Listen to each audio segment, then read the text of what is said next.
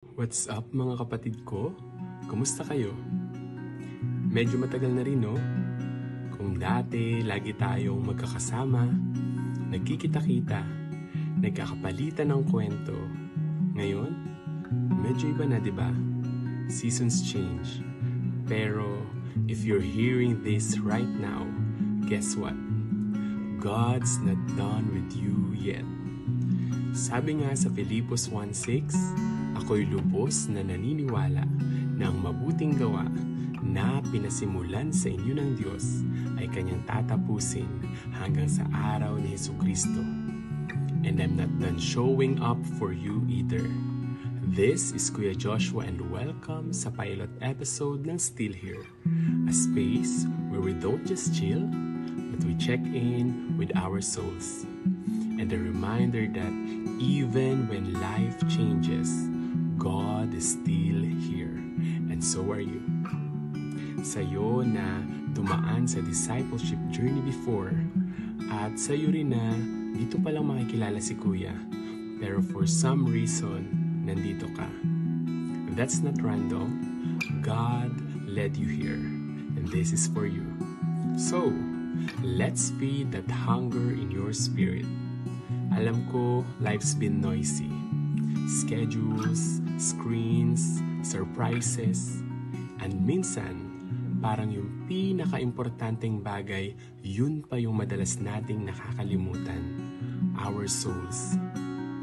The title for this episode is, Keep This Person. Let me ask you something. Sino ang pinakamahirap bantayan?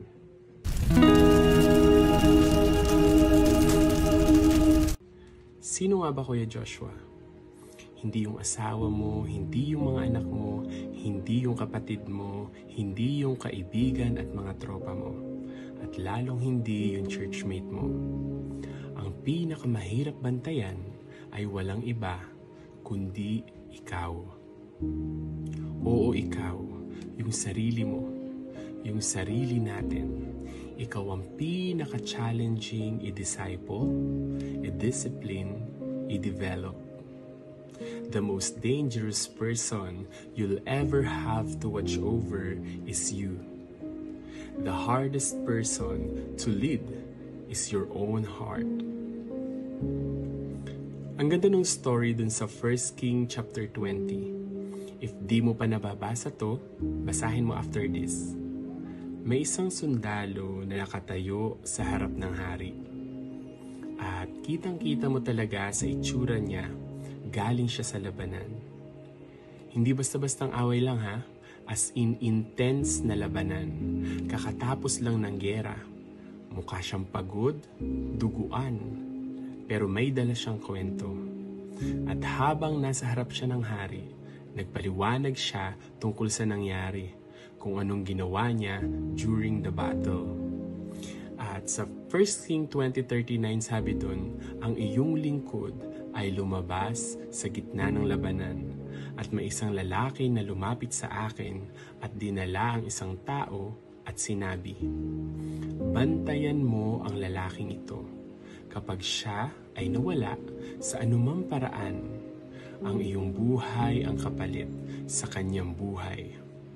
O magbabayad ka ng isang talento ng pilak. Ngunit habang ang iyong lingkod ay abala kung saan-saan, siya ay nawala. At sinabi ng hari ng Israel sa kanya, iyan ang magiging hatol sa iyo. Ikaw na mismo ang nagtakda nito. Kapatid, real talk, yung talent of silver, sobrang laki ng halaga nun. Parang utang na hindi mo kayang bayaran habang buhay. Lalo na kung isa ka lang ordinaryong sundalo. So basically, klaro yung utos. Bantayan mo tong lalaki. Keep this man. Kasi kung makatakas siya, buhay mo ang kapalit. Pero anong nangyari? Sabi ng sundalo, habang abala ako kung saan-saan, nawala siya. While your servant was busy here and there, he was gone. Ayan na. At ang reply ng hari, ikaw na mismo ang nagsabi, yan ang magiging hatol sa iyo. Ang point dito, he had one job, isang assignment lang. Keep the man. Guard him. Watch him. Pero dahil sa pagiging abala niya sa ibang bagay, hindi niya nagawa. Then here's the twist. After sabihin ng hari, well, you failed. Ikaw ang may kasalanan. Biglang nagtanggal ng disguise yung sundalo. Hindi pala siya sundalo, propeta pala siya, man of God. He was sent by God para hanapin si Haring Ahab gamit ang kwentong ito. At ang kwento pa lang yun ay para kay Ahab mismo. Parang sinasabi ng propeta, ikaw yung lalaki sa kwento. Ikaw yung binigyan ng responsibilidad. Ikaw yung may assignment. Kapag hindi mo ito nagawa, ang buhay mo ang magiging kabayaran ng iyong pagsuway sa Diyos. This prophet intended na i-reveal yung maling ginawa ng hari. Kapatid, real talk. And now, gusto kong i-challenge tayo. Mga kapatid ko, let's insert ourselves sa story. Kasi, baka naman like Ahab, tayo rin yung lalaking yun. Tayo yung may assignment. Tayo yung sinabihan ni Lord, you have one job. Keep this man. Maybe you meant well. Nag-start ka with fire, nag-serve, nag-pray, nag-lead. Pero ngayon parang, Kuya, ewan ba, na-lost ko sarili ko. Your schedule's packed, your phone always on, pero yung spirit mo, running on low. This is not condemnation, it's a reminder. Keep this person, you, the version of you na may calling, may fire, may hunger. Huwag mong hayaang mawala yun, kapatid, just because life got loud. Sa buhay natin, tayo rin yung sundalo. God command us to guard this man, to keep this man. Sino? Yung sarili natin. God wants us to keep this man. God is talking to you na dati passionate, dati committed, dati nagbabasa ng word, pero ngayon you're tired, you're overwhelmed, you've got distractions in your pocket, literally. And some nights, you scroll and scroll and scroll, but your soul is starving. But God is saying right now, kapatid, keep this person. Keep the version of you that's meant to grow. Keep the you that's meant to become patient, mature, full of grace, courageous, kind.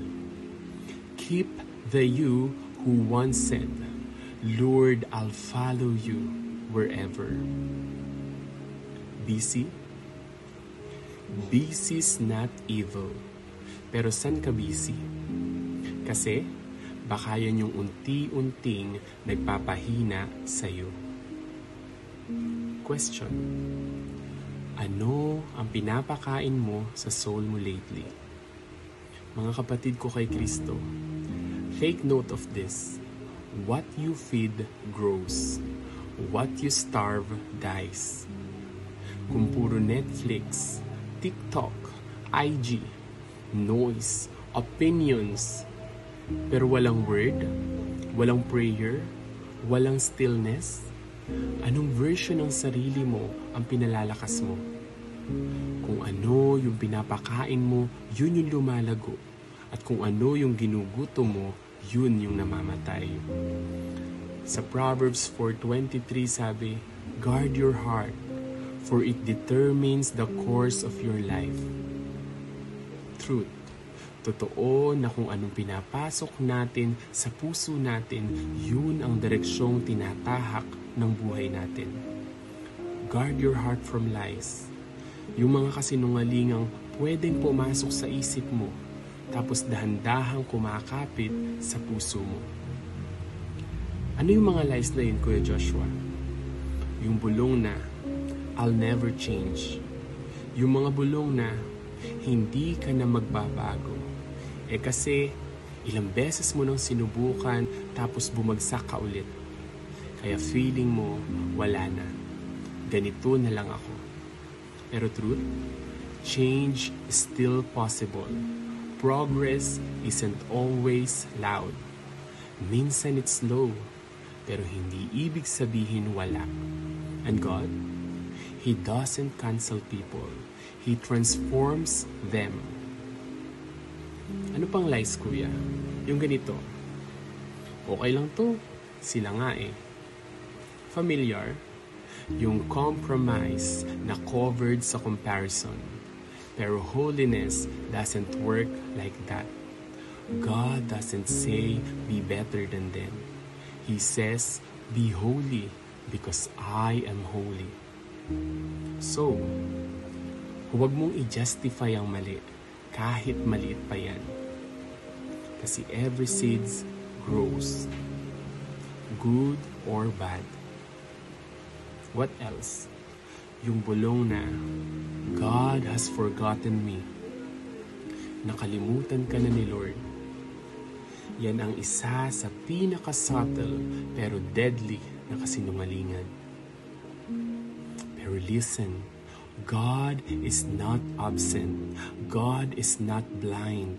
God is not late. Sometimes, tahimik lang siya kasi tinuturuan kanyang magtiwala kahit walang sagot. Kaya guard your heart from lies and guard your heart from distractions. Hindi lahat ng distraction halatang masama. Minsan harmless. Minsan enjoyable pa nga. Pero anything that pulls you away from God, kapatid, anything that pulls you away from God, kahit konti, deserve a red flag. Ano yung mga distractions, Kuya Joshua? One is binge culture. Isa na lang. Isang episode na lang ends up being 5 hours and suddenly, madaling araw na, wala ka ng energy mag-pray or mag-reflect.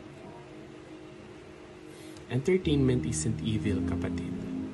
But when it numbs your spirit, when it drowns God's voice, it's not rest anymore. It's escape.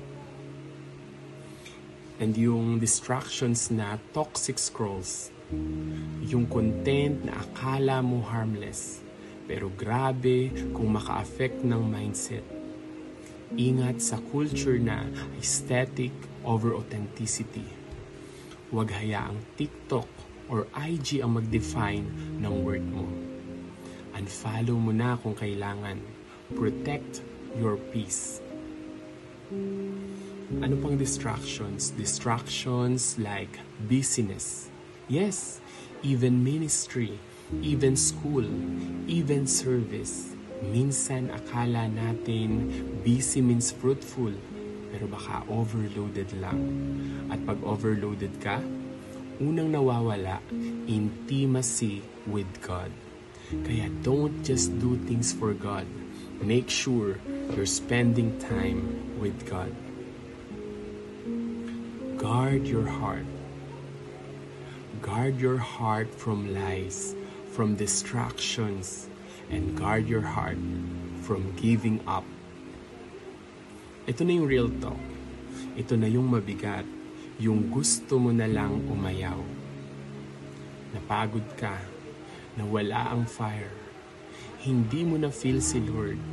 And now you're thinking, maybe I'm not built for this. Maybe this faith thing is not for me anymore. Pero kapatid, listen. Giving up is the easiest lie to believe when you're tired. But truth, your emotions are real, but they're not always right. Tired? Tired doesn't mean done. Some would say, wala naman nagbabago sa akin. Maybe not visibly, but spiritually.